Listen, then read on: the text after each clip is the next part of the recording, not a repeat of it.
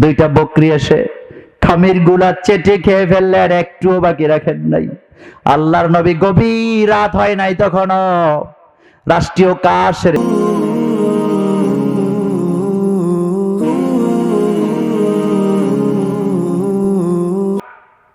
ভাইয়ের সামনে যদি আপনি বোনকে ইফটিজিং করেন, ভাই জীবন দিয়ে দিবে, কিন্তু বোনের ইজ্জত নষ্ট হতে দেয় না। এটার নাম ভাই।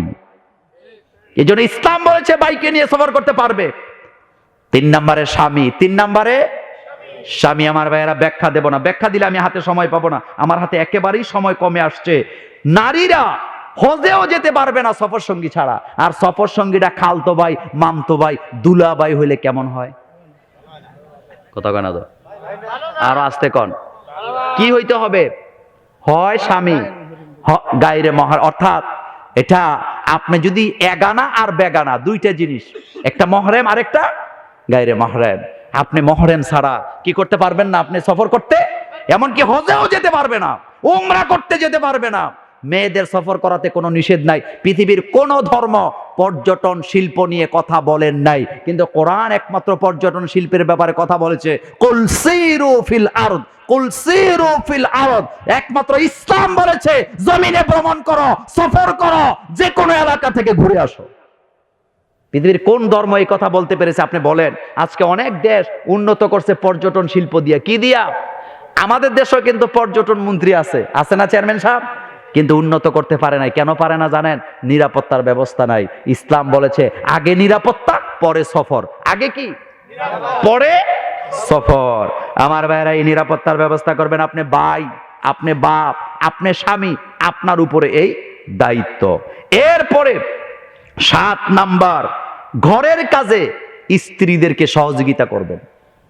করেন তো? কথা কয় না। অনেকে বলে ওই কিছু কিছু করে ভালো, অনেকে বলে যে হুজুর করতে চাই, কিন্তু সাসি জেডিরা তিরস্কার করে। আপনাদের এলাকায় করে না? আপনাদের এলাকায় করে না? মায়েরা বোনেরা অনুরোধ করে দিয়ে যায়। একটা মেয়ে গর্ভবতী হলো, জীবনে কোনোদিন মা হয় নাই, নতুন বধূ। নতুন মেয়েটা বাপের বাড়িতে এক পরিবেশে ছিল, স্বামীর বাড়িতে আরেকটা পরিবেশ আসছে। হঠাৎ গর্ভবতী হয়েছে। এই মেয়েটা, আপনি যদি তাকে মারেন, তাকে টর্চার করেন, আল্লাহর লানত আপনাদের উপরে পড়বে। কারণ নবীজি বলেছেন গর্ভবতীদের জন্য আল্লাহ এত বেশি রহম করেন, যতদিন গর্ভবতী থাকে রোজা রাখলে যত সওয়াব হইতো আল্লাহ মায়ের আমল নামায় উঠায় দেয়। গর্ভবতীদের অধিকার দিয়েছে ইসলাম। আর নারীবাদীরা কয় আমরা হইলাম প্রগতিশীল। আসলে না, এরা হইল দুর্গতিশীল। ইসলামের কাছে আসো, গর্ভবতীর অধিকার দিয়েছে ইসলাম, যেটা পৃথিবীর কেউ দিতে পারে নাই। তার কাজে সাহায্য করবেন। রাজি আছি না নাই? পানির কলসটা 10 কেজি ওজন। আপনাদের কষ্ট হইতেছে?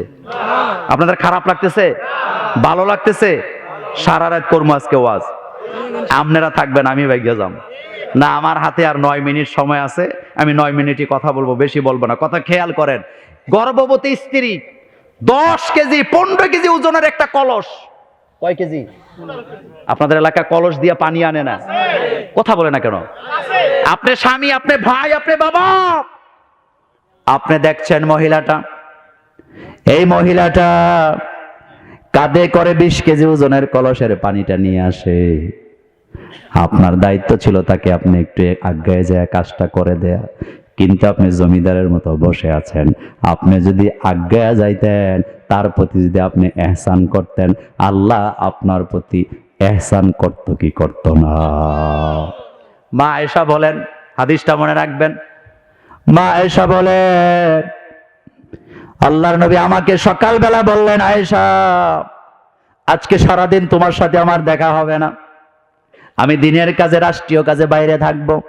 রাতের বেলা যখন আমি ঘরে আসব, আমার জন্য রুটি বানায় রাখবা, আমার জন্য ঝোল রান্না করে রাখবা। রাতের বেলা এসে তোমার সাথে বসবো, তোমার সাথে খাবো, তোমাকে সময় দেব। এ কথা বলে রাসূল চলে গেলেন। আম্মা জান আয়েশা সিদ্দিকা সন্ধ্যার পরে, আশার নামাজের পর একটা বাটি নিলেন, আটা নিলেন খামির করার জন্য। আমার ভাইয়েরা, খামির করার জন্য আটা নিয়া, খামির বুঝেন তো আপনারা কি বলেন, আটা যে গোলায়, খামির করতেছে এভাবে করে। ছোট মানুষ, বয়স কম, মহিলাদের যখন বয়স কম থাকে তারা বেশি ঘুমাতে চায়।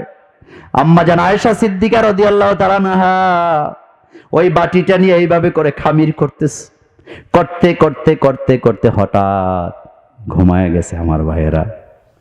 ঘুমের ঘরে কাইত হয়ে পড়ে আস, দুইটা বকরি এসে খামির গুলা চেটে খেয়ে ফেললে, আর একটুও বাকি রাখেন নাই। আল্লাহর নবী, গভীর রাত হয় নাই তখনও, রাষ্ট্রীয় কাজ সেরে দিনের কাজ শেষ করে আসলেন।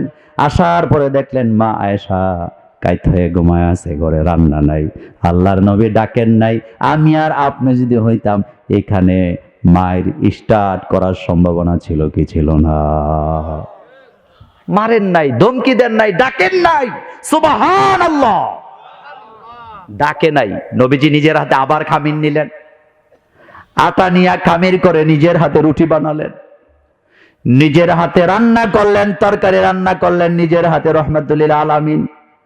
এবার এসে মা আয়েশাকে ডাকলেন, আয়েশা, আমি মুহাম্মদ সাল্লাল্লাহু আলাইহি ওয়াসাল্লাম এসেছি, তোমার জন্য তরকারি রান্না করেছি, রুটি বানিয়েছি, ঘুম থেকে জাগো, দুইজন একসাথে খাবো। কথা শোনার পরে আম্মা জান আয়েশা সিদ্দিকা রাদিয়াল্লাহু তাআলা আনহা ঘুম থেকে জাগলেন, থরথর করে কাঁপতেছে।